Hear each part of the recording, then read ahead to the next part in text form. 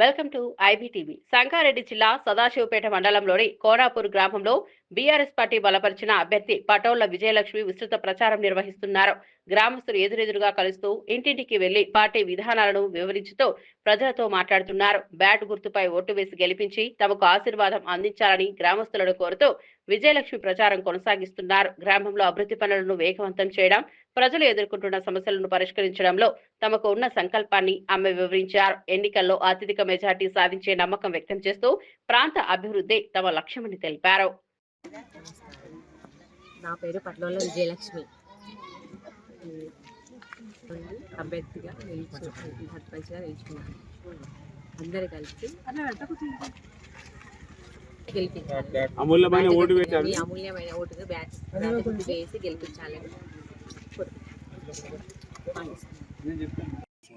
Primary school compound walls గ్రామంలో మిగతా కార్యక్రమాలు కూడా చెప్పడం జరిగింది. అందులో భాగంగా విజయలక్ష్మి గారి గుర్తు బ్యాట్ గుర్తుపై ఓటేసి కోనాపూర్ గ్రామ ప్రజలు ఆశీర్వదించవలసిందిగా ప్రజలను కోరుతున్నాం. గెలిచిన తర్వాత గ్రామంలో 100% పనులు పూర్తి చేస్తామని చెప్పేసి విజయలక్ష్మి ద్వారా పూర్తిగా హామీ ఇస్తున్నాం. ఎమ్మెల్యే చింతా ప్రభాకర్ గారు మరియు మాజీ మంత్రి హరీష్ రావు గారి సహకారంతో గత పాలకవర్గంలో మా యొక్క కోనాపూర్ గ్రామము జిల్లాలో ఉత్తమ అవార్డు 2 సార్లు కూడా తీసుకోవడం జరిగింది. ఈసారి జిల్లాలో కాకుండా రాష్ట్ర స్థాయిలో అవార్డు కోసం ప్రయత్నం చేస్తాం. కనుక కోనాపూర్ గ్రామ ఓటర్లు కూడా గమనించాలి.